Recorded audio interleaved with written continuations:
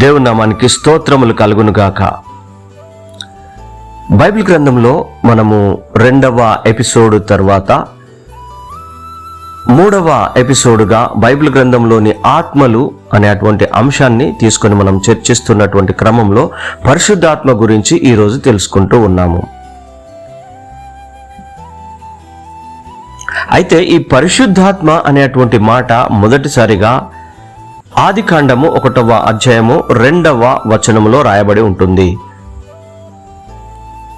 ఈ యొక్క వాక్యం యొక్క వివరణ మనము తెలుసుకోవడానికి ముందు ఈ వాక్యం ఏమై ఉన్నది చదువుతాం. భూమి నిరాకారంగాను శూన్యంగాను ఉండెను, అగాధ జలముల మీద చీకటి కమ్మి ఉండెను, దేవుని ఆత్మ జలముల మీద అల్లాడుచుండెను. దేవుడు పరిశుద్ధుడు గనుక దేవుడు కలిగినటువంటి ఆత్మని దేవుని పరిశుద్ధ ఆత్మ అంటాము, లేదా దేవుని ఆత్మ అంటాము. ఈ దేవుని ఆత్మ, దేవుని పరిశుద్ధాత్మ జలముల మీద అల్లాడుచుండెను. The book of Genesis chapter number 1 and verse number 2లో ఈ రీతిగా రాయబడి ఉంది. అయితే ఈ అల్లాడుచుండుట అనేటువంటి పదము హీబ్రూ భాషలో ఏమని రాయబడి ఉంది? ఆదికాండము 1వ అధ్యాయము 2వ వచనంలో దేవుని ఆత్మ జలముల మీద అల్లాడుచుండెను అనేటువంటి భాగంలో ఈ హీబ్రూ పదము అల్లాడుచుండెను అనేటువంటి పదాన్ని ఏమంటారంటే మెరాకెఫెత్ అని అంటారు. ఈ పదము రాహఫ్ అనే మూల పదము నుండి వచ్చింది. దీని అర్థాలు ఏంటిదనంటే తేలియాడుట అంటే హోవరింగ్, రెక్కలు విప్పి కప్పుట, సంరక్షిస్తూ ఉండుట, కంపించుట లేదా కదలుట అనేటువంటి భావాలను ఈ యొక్క పదము సూచిస్తాయి. మరొక బైబిల్ ఉదాహరణలో book of Deuteronomy 32 chapter and verse number 11లో ఇదే మూల పదం ఉపయోగించబడింది. అంటే గద్ద తన గూటి మీద కదులుచు అంటే హోవరింగ్ చేస్తూ తన పిల్లల మీద రెక్కలు విప్పినట్లుగా మనం చూస్తాం. అంటే అక్కడ తల్లి గద్ద తన పిల్లలను కాపాడుతూ ఎగరడం నేర్పుతూ వాటి మీద తేలి ఆడే దృశ్యాన్ని మనకు సూచిస్తూ ఉంది. అదే ఆదికాండం 1వ అధ్యాయం 2వ వచనంలో భావము ఏ రీతిగా మనకు తెలియజేస్తుంది అనంటే దేవుని ఆత్మ జలముల మీద అల్లాడుచుండెను అంటే కేవలం గాలిలో తేలి ఆడుతూ ఉండడం మాత్రమే కాదు, సృష్టికి సిద్ధము చేస్తూ ఉంది. తర్వాత జీవాన్ని తీసుకురావడానికి శక్తివంతంగా సంచరిస్తూ సంరక్షిస్తూ ఉండడం అనే లోతైన భావాన్ని కలిగి ఉంది. దీన్ని సరళమైన తెలుగు భాషలో చెప్పాలంటే మెరాకెఫెత్ అంటే తేలియాడుచుండెను, మెరాకెఫెత్ అంటే రెక్కలు విప్పి కప్పుచుండెను, మెరాకెఫెత్ అంటే సంరక్షిస్తూ సంచరించుచుండెను, మెరాకెఫెత్ అంటే జీవాన్ని కలుగజేయుటకు సిద్ధపరచుచుండెను అని బైబిల్ పండితులు మనకు తెలియజేస్తూ ఉన్నారు. దేవుని నామానికి స్తోత్రములు కలుగును గాక. అయితే దేవుని ఆత్మ జలముల మీద ఎందుకు అల్లాడుచున్నది? దేవుని ఆత్మ జలముల మీద అల్లాడుచుండెను అని మనము చదివాము కనుక ఆదికాండము 1వ అధ్యాయం 2వ వచనంలో ఎందుకు అల్లాడుచున్నది అంటే బైబిల్ ఈ వచనంలో ఎందుకు అని నేరుగా చెప్పలేదు, కానీ ఈ వచనం యొక్క సందర్భాన్ని బట్టి కొన్ని ముఖ్యమైన అర్థాలను మనం గ్రహించవచ్చు. మొదటిది సృష్టి కార్యానికి సిద్ధతను సూచించడానికి. అంటే భూమి నిరాకారంగా శూన్యంగా ఉన్న సమయంలో దేవుని ఆత్మ అక్కడ ఉన్నాడు. వెంటనే తర్వాత దేవుడు వెలుగు కలుగును గాక అని పలికాడు.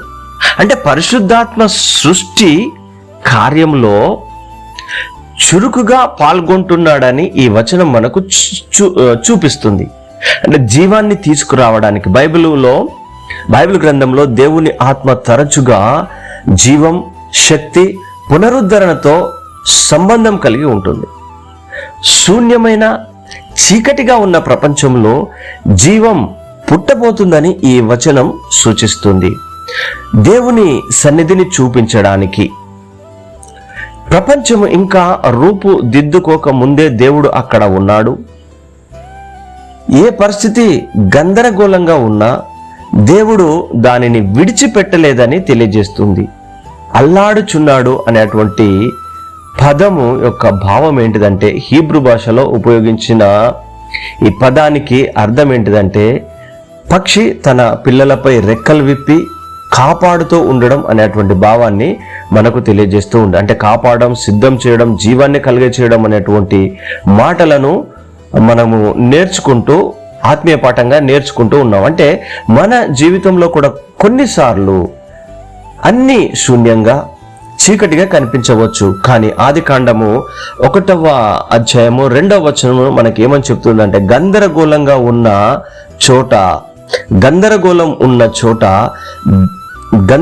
ఉన్న చోట కూడా దేవుని ఆత్మ పని చేయగలడు అనే దేవుని యొక్క మాట మనకు బోధిస్తూ ఉంది. అందుకే దేవుని యొక్క ఆత్మ జలముల మీద అల్లాడుచుండెను అంటే సృష్టి ప్రారంభించడానికి, జీవాన్ని తీసుకురావడానికి మరియు దేవుని సన్నిధిని వ్యక్తపరచడము అనేది తెలియజేస్తూ ఉంది. మరొకసారి క్లియర్గా చదువుకుందాం. ఆదికాండము 1వ అధ్యాయము 2వ వచనం యొక్క వాక్య వివరణ ఏంటంటే, భూమి నిరాకారంగాను శూన్యంగాను ఉండెను, అగాధ జలముల మీద చీకటి కమ్మి ఉండెను, దేవుని ఆత్మ జలముల మీద అల్లాడుచుండెను అనేటువంటి వాక్యానికి సింపుల్ వివరణ ఏంటిదంటే, ఈ వాక్యము దేవుని సృష్టి కార్యము ప్రారంభమయ్యే ముందు ఉన్న స్థితిని వివరిస్తుంది. మొదటిది ఏంటిది, భూమి నిరాకారంగాను శూన్యంగాను ఉండెను. అంటే భూమి ఇంకా రూపుదిద్దుకోలేదు, దానికి ఒక క్రమం లేదు, ద బ్యూటీ ఆఫ్ ఎర్త్ లేదు, అంటే జీవము ఏది ఇంకా లేదు, ఏది ఇంకా ఏర్పడలేదు, అంత అస్తవ్యస్తంగా ఉంది అని తెలియజేస్తూ ఉంది. రెండవ మాటగా అగాధ జలముల మీద చీకటి కమ్మి ఉండెను. అంటే చీకటి అనేది శూన్యతను, చీకటి అనేది తెలియని తనాన్ని సూచిస్తుంది. దేవుని సృష్టి కార్యానికి ముందు ప్రపంచము వెలుగులేని స్థితిలో ఉంది. మూడవ మాట, దేవుని ఆత్మ జలముల మీద అల్లాడుచుండెను. ఇది ఈ వచనంలోని అత్యంత ముఖ్యమైనటువంటి భాగము. దాన్ని హీబ్రూలో మనం మెరాహెఫెత్ అంటున్నామని తెలుసుకున్నాము. అల్లాడుచుండెను అనే పదము తల్లిపక్షి తన పిల్లలపై రెక్కలు చాచుకొని కాపాడుతున్నట్లుగా అనేటువంటి భావాన్ని మనము నేర్చుకున్నాము. దీని ద్వారా మనం నేర్చుకునేది ఏంటిదంటే, పరిశుద్ధాత్మ సృష్టి కార్యంలో పాల్గొన్నాడు. ఈ గందరగోళాన్ని క్రమబద్ధం చేయడానికి దేవుడు సిద్ధంగా ఉన్నాడు. శూన్యతలో నుండి కూడా జీవాన్ని ఇవ్వడమే కాకుండా చీకటిలో నుండి వెలుగును కూడా తీసుకురాగలిగేటువంటి శక్తి దేవునిదే. ఇందులో మనం నేర్చుకునేటువంటి ఆత్మీయ పాఠాలు ఏంటిదంటే, మన జీవితంలో కూడా కొన్ని సమస్యలు, మన జీవితంలో కొన్నిసార్లు నిరాశలు, మన జీవితంలో కొన్ని సందర్భాలలో అయోమయము, మన జీవితంలో కొన్ని సందర్భాలలో చీకటి పరిస్థితులు, దుఃఖ పరిస్థితులు, కఠినమైన పరిస్థితులు ఉండవచ్చు. కానీ ఈ వచనము మనకు తెలియజేస్తుంది ఇదే ఏంటి, పరిశుద్ధాత్మ ఉన్న చోట ఆశ అనేది ఉంటుంది. దేవుడు శూన్యమైన పరిస్థితులను కూడా ఆశీర్వాదాలుగా మార్చగలడు. మన జీవితం ఎంత అస్తవ్యస్తంగా కనిపించినా దేవుని ఆత్మ కార్యం చేయడం ప్రారంభిస్తే కొత్త సృష్టి ప్రారంభం అవుతుంది. ఇందులో మనం చేసినటువంటి ధ్యాన సందేశము ఏంటిదనంటే, నా జీవితంలో చీకటి ఉన్నా, నీ జీవితంలో చీకటి ఉన్నా, దేవుని ఆత్మ నా పైన అల్లాడుచున్నాడు, దేవుని ఆత్మ నీ పైన అల్లాడుచున్నాడు. ఆయన నా జీవితంలో, నీ జీవితంలో కొత్త కార్యాన్ని ప్రారంభించగలడు అని నీవు నమ్మాలి అని పరిశుద్ధాత్ముడైన యేసుక్రీస్తు ప్రభువు నీకు బోధిస్తూ ఉన్నారు. దేవుని నామానికి స్తోత్రములు కలుగునుగాక. చిన్న ప్రార్థన చేసుకుందాం. మా ప్రియమైన పరలోకపు తండ్రి, ఆదికాండము 1వ అధ్యాయము 2వ వచనం ద్వారా నీవు నాకు బోధించిన సత్యాన్ని బట్టి మీకు కృతజ్ఞతాస్తుతులు, స్తోత్రాలు చెల్లిస్తున్నాం. సృష్టి ప్రారంభంలో నీ ఆత్మ జలముల మీద అల్లాడినట్లే నా జీవితం పైన నీ పరిశుద్ధాత్మ కార్యము చేయాలని ప్రార్థిస్తున్నాను. ప్రభువా, నా జీవితంలో ఉన్న గందరగోళాన్ని క్రమబద్ధము చేయండి. నా జీవితంలో ఉన్న నిరాశను ఆత్మీయ ఆశగా మార్చండి.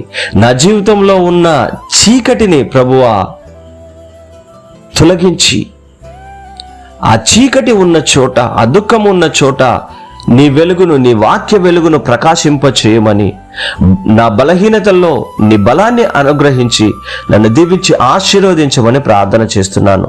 పరిశుద్ధాత్మ దేవా, నన్ను నడిపించుము, నాకు బోధించుము, నన్ను బలపరచుము. నా హృదయాన్ని శుద్ధిపరచండి, నా హృదయాన్ని శుద్ధపరచండి.